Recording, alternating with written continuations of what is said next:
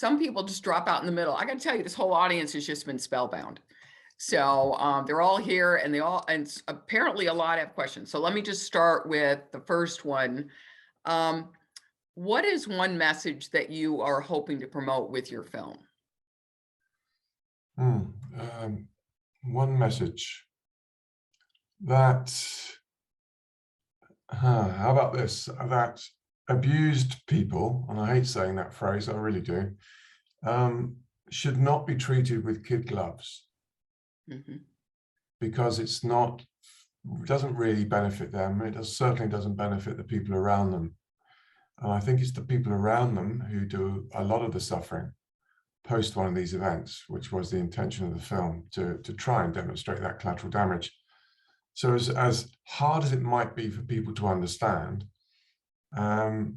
treating them any differently, us, I hate saying it, us any differently from the rest of society doesn't help them heal, doesn't help you heal. Yeah, it's harsh, but really true. If I had my time again, I should have been treated just like the horrible person I was acting. Well, you know, I mean, that really leads into the next question, which is this pathway of understanding yourself. So one of our listeners is really interested in, how did you feel as you stood there watching your story? And some of the parts weren't too flattering. How did you feel with that initial burst of just viewing and thinking, wow? Well, when I pulled up in a taxi in London at 5:30 that afternoon at the royal premiere, and I'm very grateful to be able to say those words. I got this royal premiere. I stood outside the cinema when they were putting up the barriers and everything, waiting for Her Royal Highness's arrival. I remember feeling I was going to pass out. I remember feeling that my legs were going to give out. I was going to keel over. I've never felt like that in my entire life. So when I sat in that cinema, and I was lucky enough to sit next to a countess that evening, to give you an idea of what it was like, she reached over and held my hand the whole film. My wife was one side and the countess was the other, and the countess held my hand the whole way through the film.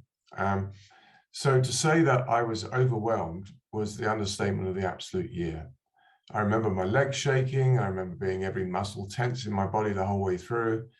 I cringed for my wife at so many points in that film. I felt so terribly sorry for her. But it's a measure of the people around me, I think, during the course of the making of this film, that is the real story here. I was given permission, in a broad sense, by my wife to do this.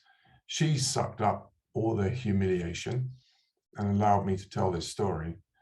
So to be honest, you know, I'm not really the brave one here. She is, to be perfectly frank. And the support I had that evening and subsequent evenings, especially that evening, shows that I was pretty close to be carried out.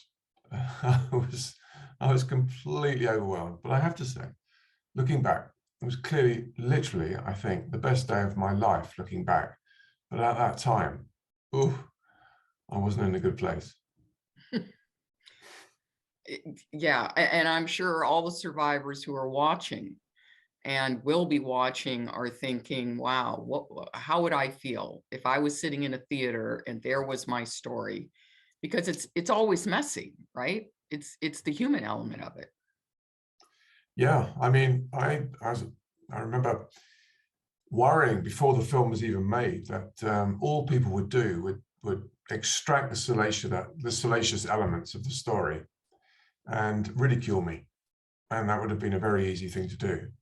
I could have been ostracized. I could have been, you know, the laughing stock of the planet very easily if they decided to make it in a certain way. But thanks to Julie and Gerald, I think people saw through that, and luckily they portrayed it exactly how I wanted it. That's not to say I stood and dictated how things were done on set. However, I must admit, on the first few days, I stood incredibly close to Julian. so close that I probably, frightened him a little bit. But after only a day or two shooting, I realized that he had the film and the story's best interest at heart.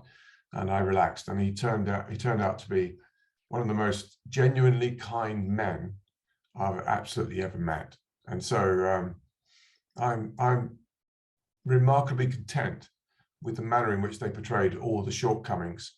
And I could say my shortcomings, they are, but the intention of the film is to demonstrate the shortcomings that are generated in you. It's not an excuse by the circumstance. For me and for many people out there, no doubt. But yeah, they are those shortcomings, and you can't get away from them. No, humans are the problem in so many arenas. So that it's just inevitable that it's not going to be clean. So let's go to the next question. How did you figure out how to come to terms with yourself, in quotes, after all you'd been through, the depths and the pinnacles, the inner and the outer? How does it feel to just be sitting there right now?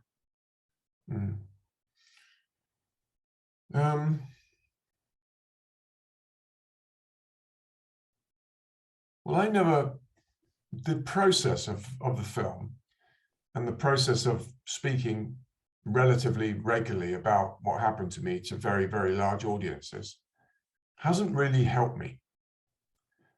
I'm proud of the process, like I've said, and I look at the film and I get a warm feeling from having done it and got it achieved. But do I feel any different? Do I feel any better reconciled to what happened to me?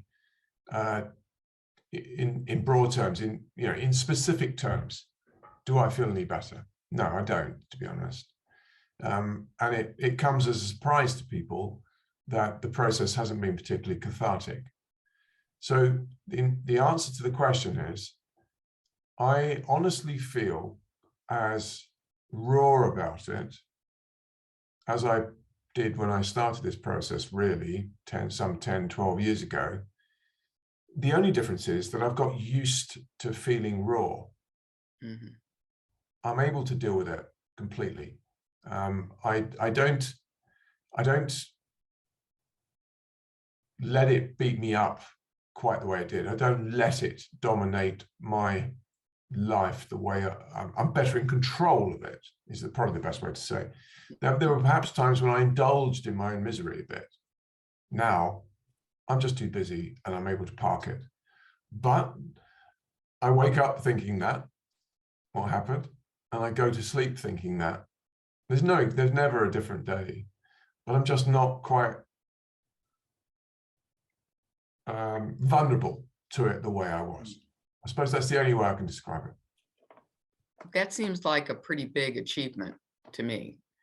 An improvement in your life that, but your authenticity, talking about how it's never leaving, it's just part of who you are, it's been built in.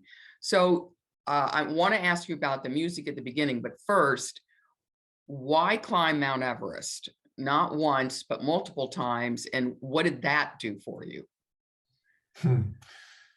I found I'd raised money for the charity privately, doing so many things, from crashing cars, racing cars, jumping out of planes, all the classic sponsor me sort of events. And then one day in 2003, I was sitting at my desk, and on the TV, I noticed a news story where the Chinese, 50 years after the first Everest summit, had climbed to the summit, and they broadcast live from the very top using X-ray sort of equipment. It was really cool. And there was these most amazing pictures on the TV. And I looked up and I said, okay, I found my next thing. That was it.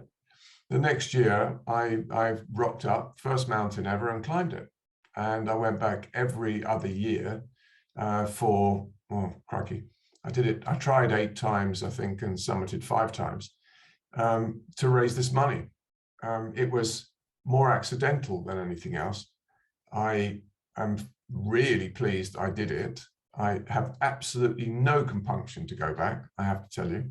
The moment the amount of money I was raising by going was less than the money it was costing me to go, I I gave do up on the believe spot. that.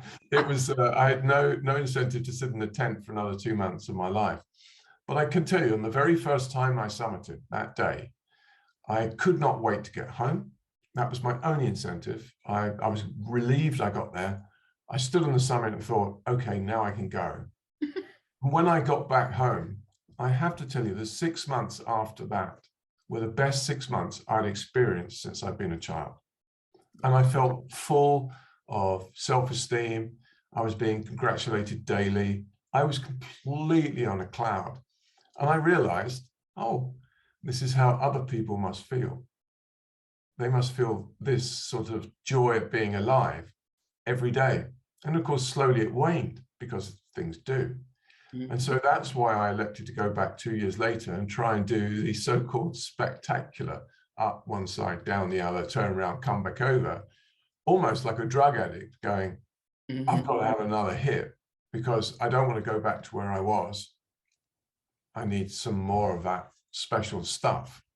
But it turned into a habit of going back, because I was doing so much good and also raising so much money, and that became my incentive going forward. It wasn't, it was the talking, the doing about Everest became the filler, and not climbing the mountain. It just became the amount of people I was helping. I don't want to sound pious, but it really did help me to be able to do that. It's amazing. I mean, it's one of those achievable goals that you can say, this counts, right? You can't take this away from me. I'm not surprised you had those feelings afterwards. But no more, huh? That's enough of that. Yeah, absolutely. I tried in 2017 to go from London Heathrow Airport to the summit of Everest and back to London Heathrow Airport in 30 days with a friend of mine called Kenton Cool. Would you believe that's actually his name? He's the best looking guy you're ever going to see, which is really annoying. And when you go to Kathmandu, he calls himself Mr. Mountain Eye Candy. And he is. It's so annoying to be with him. That's hilarious. I know. But the two of us are great friends. We met in 2007 on the mountain, literally on the famous descent that was filmed with Discovery Channel. And we've stayed immensely close ever since. But we tried to do this together. And we failed by 1 day. And we were 1 day too late to make it to the summit in that period. And we both decided to come home and got gloriously drunk. But I ran out of all forms of incentive to be there anymore. And now I'll find other ways to raise money for the charity, rather than sitting there at -40 degrees every night with my eyelids freezing shut. I can do without that.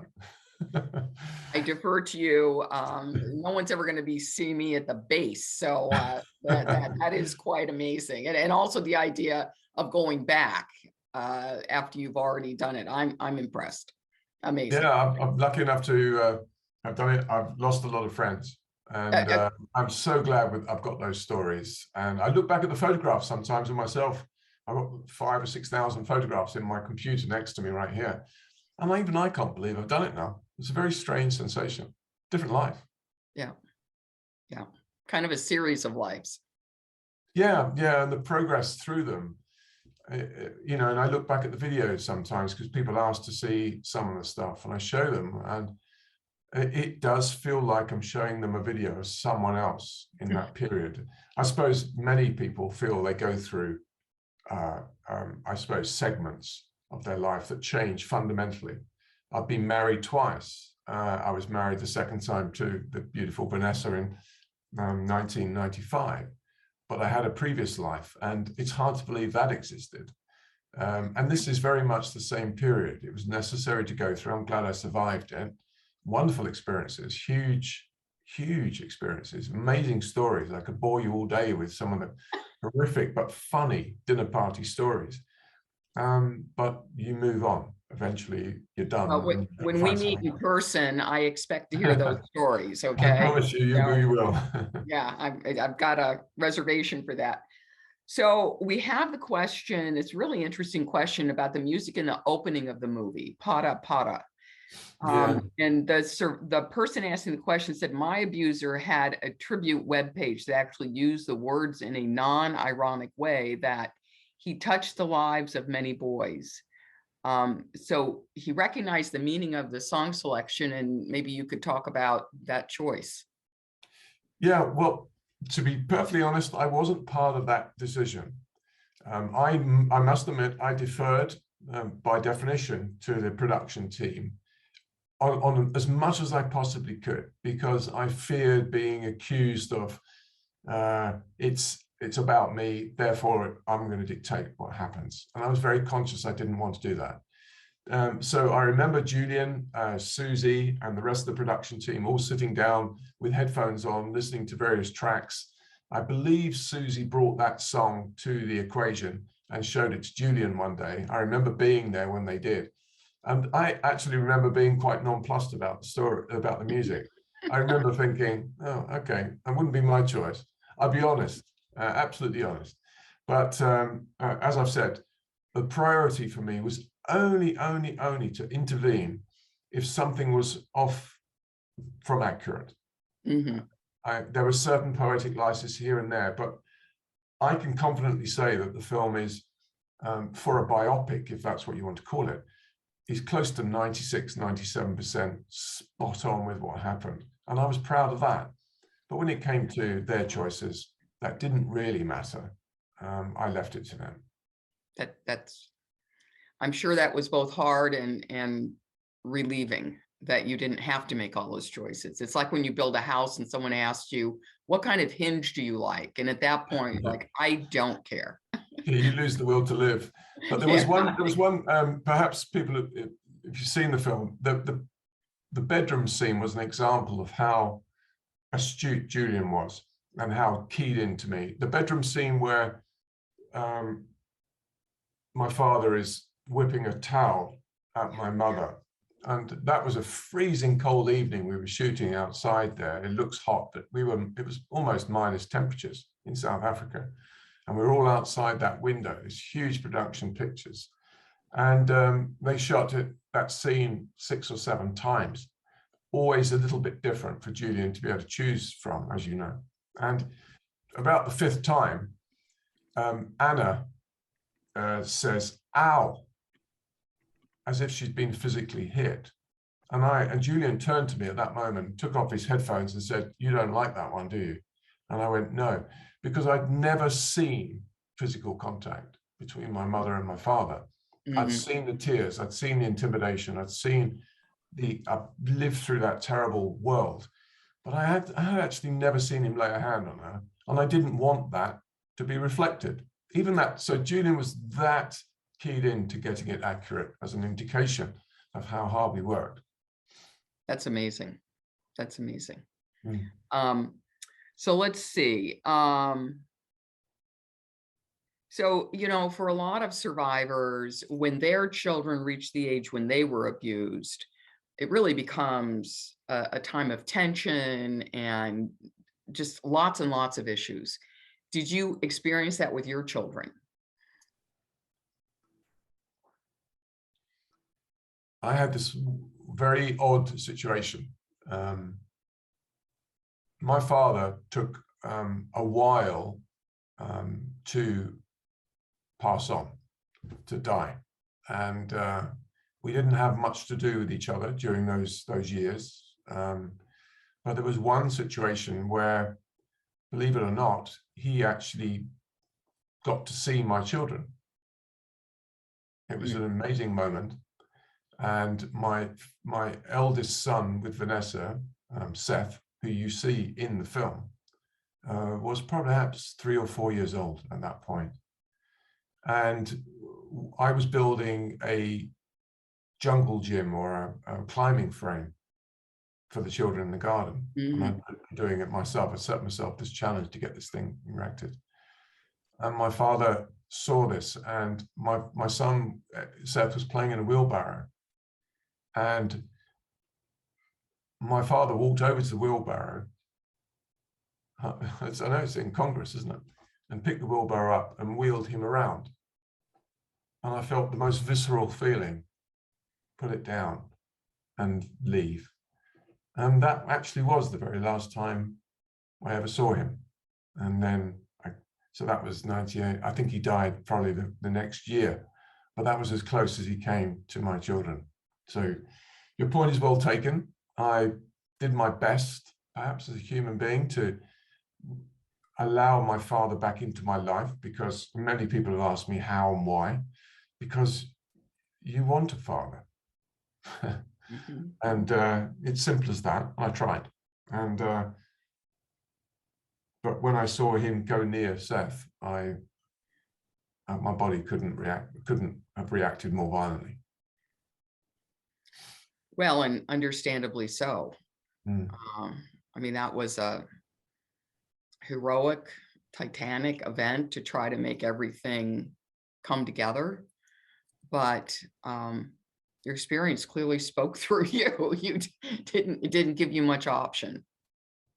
No, I still remember, I've been asked, why did I pick up the phone and ask to meet him for that dinner that's reflected in, or that lunch, it's a dinner actually, that was reflected in the film, which I think personally, if you don't mind me saying, is Mark Stanley's and both actors' most amazing acting in that scene.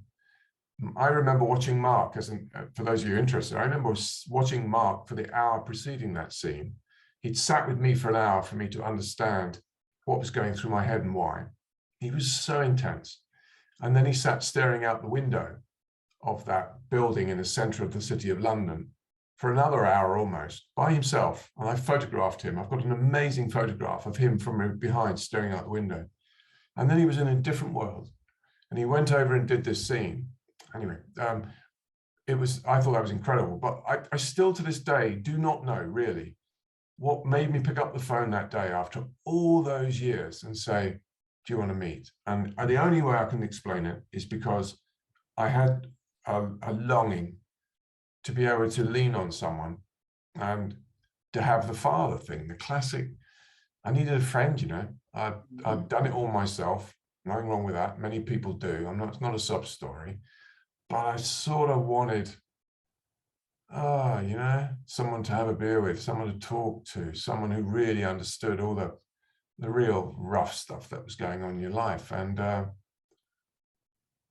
I'm glad I did it in retrospect, but it didn't get me anywhere at all. But I'm proud of the fact I took a chance. It was worth taking a chance. Well, you know, I interpreted it as Vanessa insisted on meeting your father, and that you acquiesced. So it sounds like she maybe didn't have as much to do with it as I thought. Not the original phone call to him, no. But did she walk into that meeting and change the dynamic? Absolutely. I mean, she has this way with her that she can just walk in and you know, the light appears. She is like that. Yeah. It's Well, you annoying. could see It's them really annoying bonding. that she does this, but she's really good at changing the complexion of something. And she really just took over and changed his personality, changed mine, and then started speaking about the wedding, to which he didn't come. I was not going to invite him, she did. And but it was as close to spot on that conversation as you're ever going to see. And all credit to Mark and Dougray for pulling that off. Oh, I thought the acting was really impressive. And that scene in particular, I completely agree that it is so touching, and so many emotions going through both of their faces at the same time. It was really impressive. So, okay, well, the questions just keep coming. We have another 5 full minutes before everyone thinks they should have dinner or some such thing. But is there one, let me look back. We've got so many questions I couldn't even ask. Okay. What do you recommend for survivors who are beginning the process? And by the way, this is the last question. So You know, after this, she'll get the score. I'm kidding. I'm kidding. What do you recommend for survivors who are beginning the process of healing and accepting the reality of the abuse? Anything that especially helped you grapple through the healing process? Mm.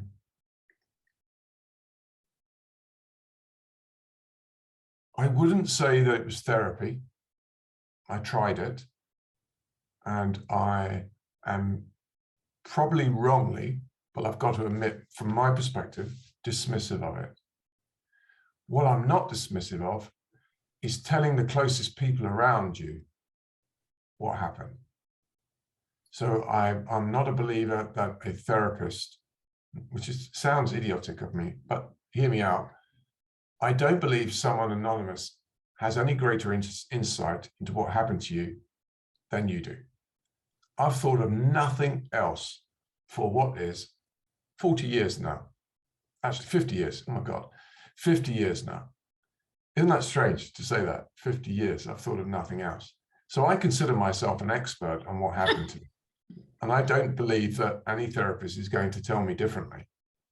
However, where I have benefited from talking to people has been taking friends with me on it, letting people know that it happened to me to prove that the world doesn't end when you do tell people, and being carried on that waves of support that you will receive from the people around you. I was terrified of telling people because I believed, I've most notably believed, that my wife was going to leave me when she found out. I thought I was James Bond to her. I tried my absolute best to be James Bond to her. And I believed that when I told her that this had happened to me, I wouldn't look like James Bond anymore. And I was very wrong. I looked like James Bond squared to her.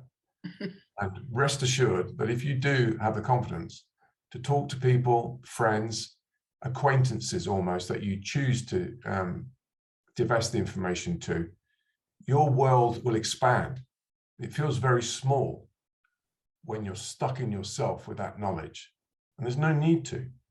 You won't burden anybody, and you will just gain a support mechanism, and you will feel relieved. You will destigmatize yourself. You will end up just being a normal human being, increasingly so, with the more people that you talk to.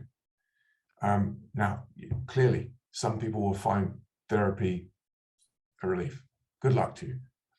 I found it patronizing in many respects, but I did find letting people know, I did it in a vainglorious way, you have to say. I didn't do it in a quiet way. I found that to be my relief, to channel it for the good of others. Not everybody's going to have that opportunity, I understand. But that's where I got my relief from.